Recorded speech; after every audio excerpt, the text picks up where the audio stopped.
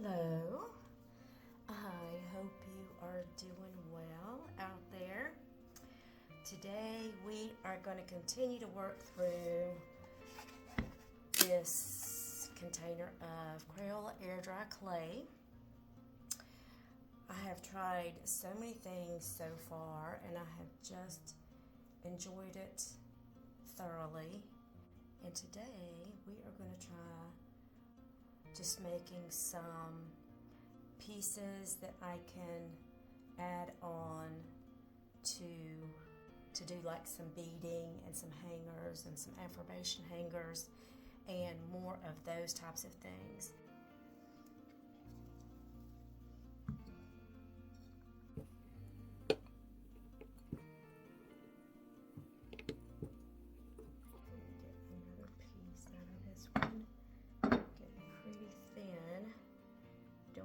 Too thin, so let's just stop right there. I'm just gonna, okay, let's see if this round one will work. Not quite.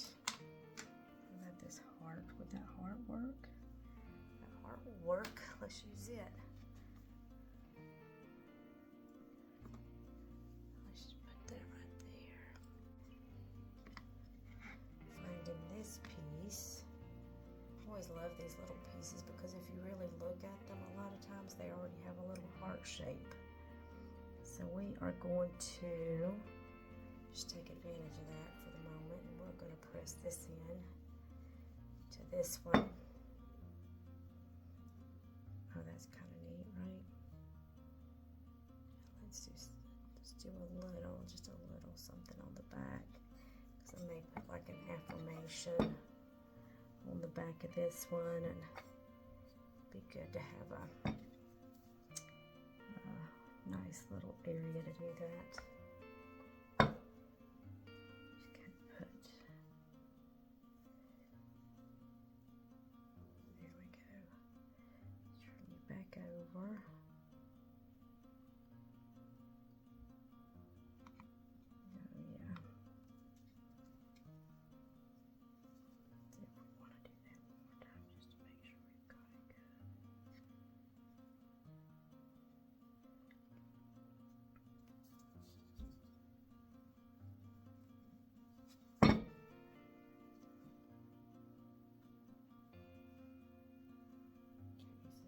A little thin, but hopefully we can make it work.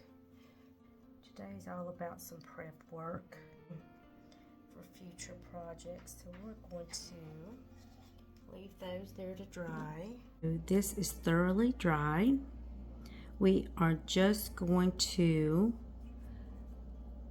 smooth out a few edges right here with my dedicated nail file for these types of projects.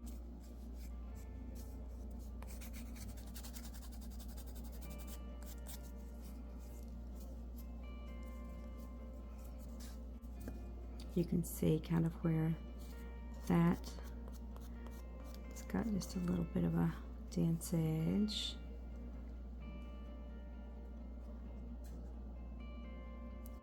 So before painting this piece, we are going to add a base layer, and that is going to be with gesso. This happens to be golden gesso, but use whatever you might have on hand. You could even probably use chalk paint for that base, just to make your paint adhere a little differently, a little better. We'll do the front and the back of this, and we will let that dry before we start painting.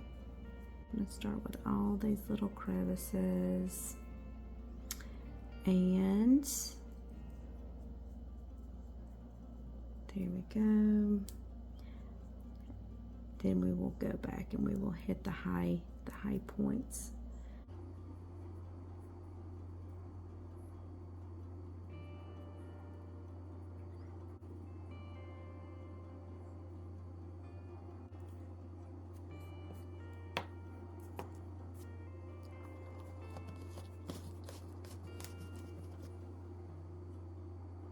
We're going to use this guy, and he's called Velvet Violet. got a little bit of a shimmer. We've got a few things that we will probably be using. We've got a paintbrush, just in case we need it. We have our dropper, our water dropper. And we have our heart and our paint. All right, let's do this. Start by just adding a little water. That is just going to help this liquid acrylic paint move once I put it on. Let's get it in these grooves. Okay. Here we go. Let's see what's gonna happen. Just gonna set it at an angle to let it go.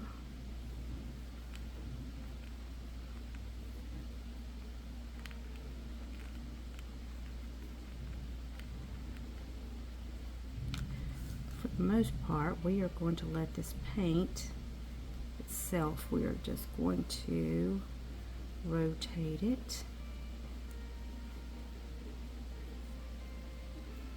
around, help some of this paint move a little bit.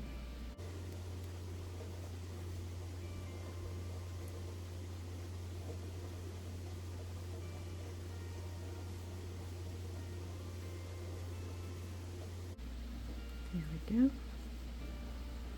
Got a little bit coming out on the back, so let's just lay it on this paper towel for the moment. Do the back after we dry. So, oops, oopsie, I'm just going to use a paintbrush just to kind of maneuver some of this around. There we go. Now we are just going to I'm going to take my paper towel. Look at this. Let's see. Actually, I think I'm just going to maybe remove some of this paint with this paintbrush, just so you can see all the grooves in the paint as this thing dries.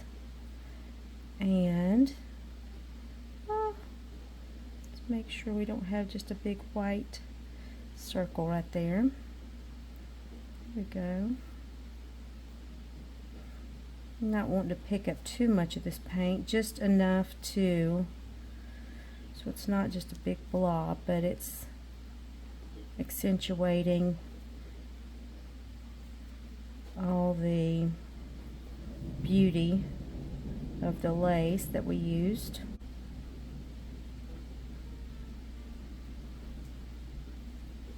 Okay, so instead of touching this right now, I'm just going to leave this here to dry, and we will proceed in about 15 minutes after this dries completely. So we're working on the back. Same process as the front. I'm just letting the paint move around some, and let me pick up some of that off. I do have a little bit of texture on the back of here, but not like I do on the front. So just see if we can get some of that brought out using this paint.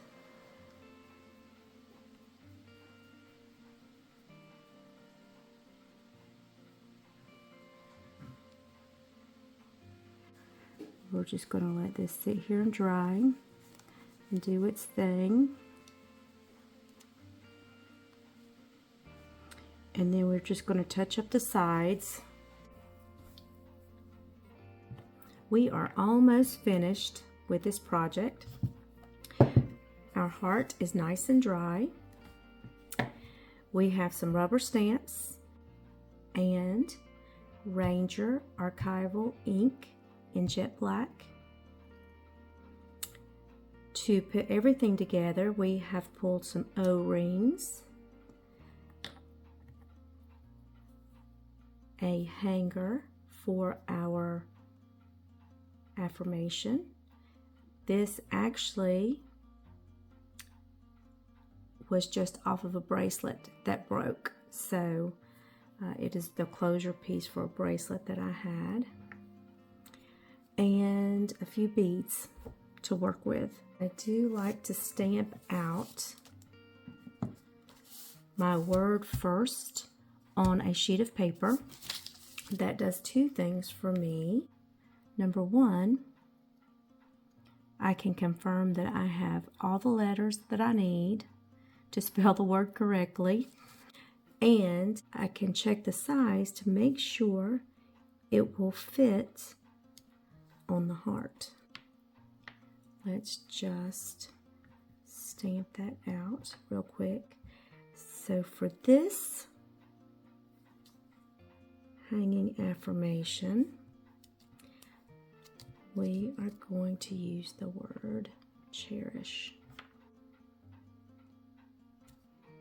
Oops. See, I stamped the... There we go. Let's make sure it's cleaned off. Or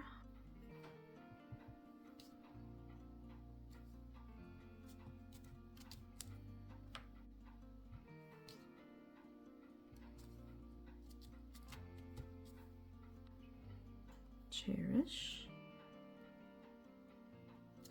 That should work just fine. On the back of that, we have got plenty of room. In order to find my center, just kind of eyeball it, but the way that I do that is I figure out how many letters I have in my word. 1, 2, 3, 4, 5, 6, 7. 7 letters in the word cherish. I'm going to take the letter that is in the middle of the word and I'm going to line it up with that hole. So that would be R in this case. Let's get started.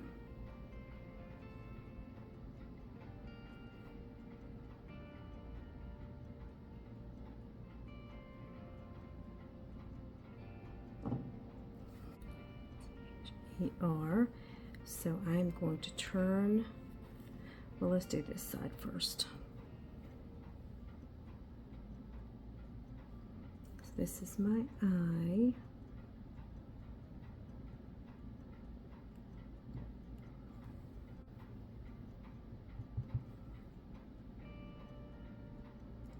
S. And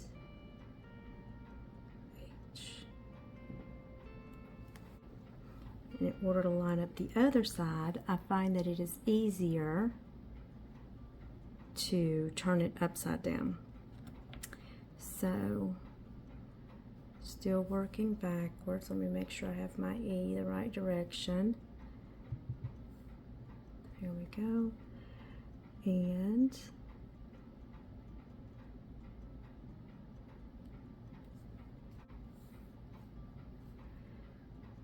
okay. It's a little further away, but that's okay. I don't mind a little imperfection. And S.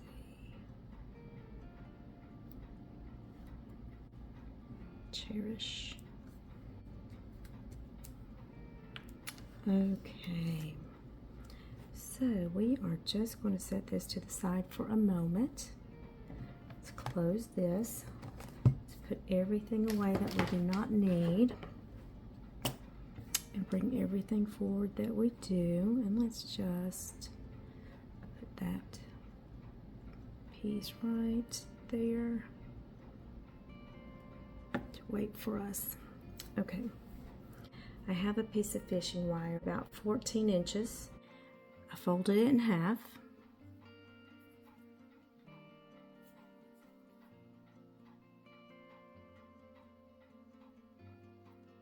We're going to slip it through that hole and then bring the legs up through the middle and secure that. So, and then I want to make sure that the ends are even. They are a little off. And then I'm just going to snip those.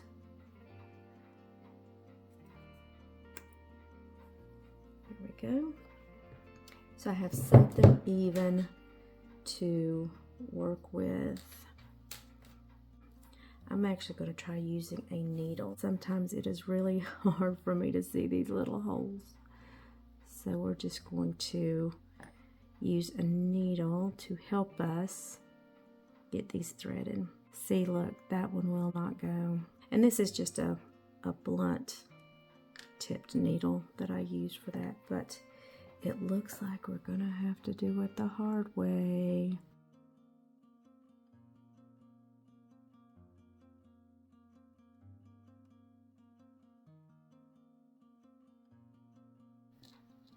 How much longer do I want to go?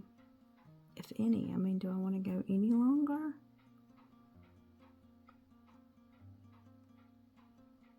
What about like one of these balls before I go to the next section? All right, I think that looks really good so far. I think we're going to need an O-ring by opening it up. And I find where the break is, and I line it up. Here we go. So we've opened up our O-ring. We need to attach it. Need to be opened a little bit more in order to get, there we go.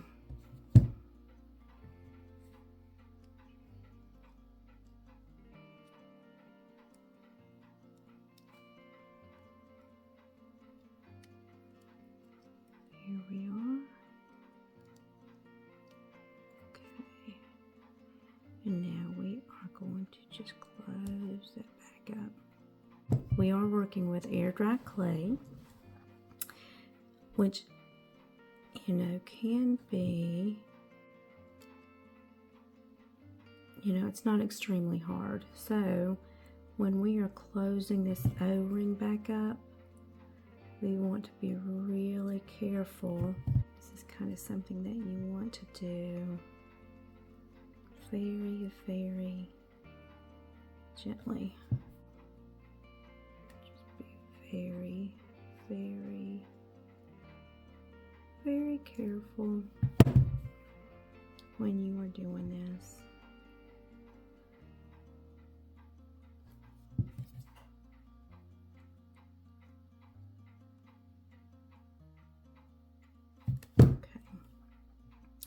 So now we have an O-ring at the top.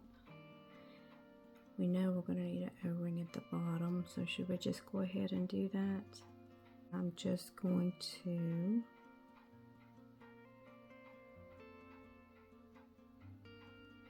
tie this off. I'm going to tie it tightly, just a regular knot.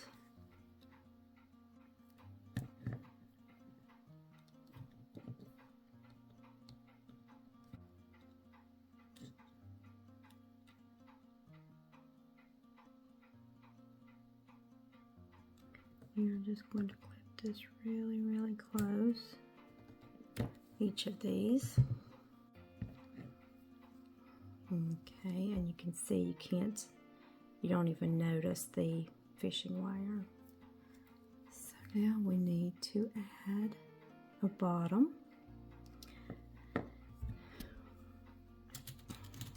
Right there. I'm going to place that where it's centered up with my pliers, and then we are going to just pull that open. So again, we want to be really careful, and it is hard for me to be that careful this far away, so I'm actually going to pull this closer to me to do this. So now we have our O-ring attached. And we're going to take our fishing line once again, maybe measure out about 18 inches. We're going to fold our fishing line in half, and we're going to find where it's even here, and we're going to take the round part that we just pulled out and pull the legs through that hole and just pull it snugly. On this end, there's one.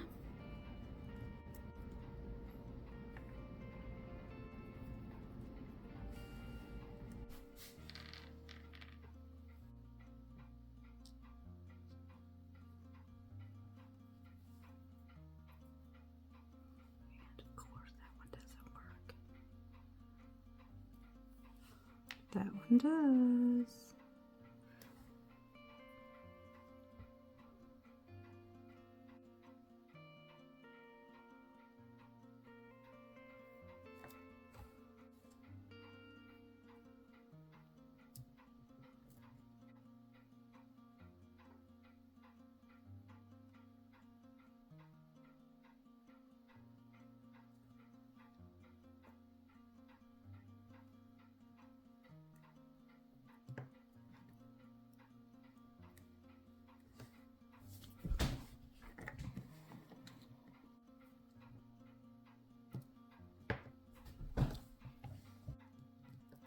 We are going to add a second O-ring.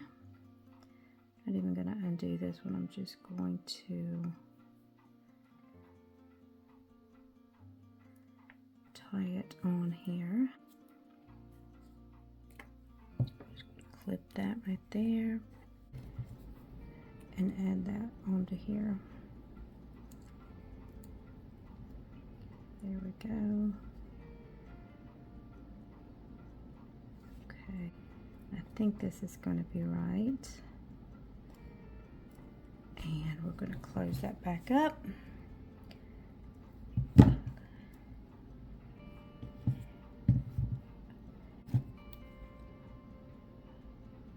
There we go. We have finished up with this project. If you would like to receive more crafty content, I hope that you will choose to follow my page and hit that notification button so that you are notified when a new video is coming out. Until the next time, I hope that you get out there and make something fun, make something yours, and at the end of the day, just enjoy the process. Until next time.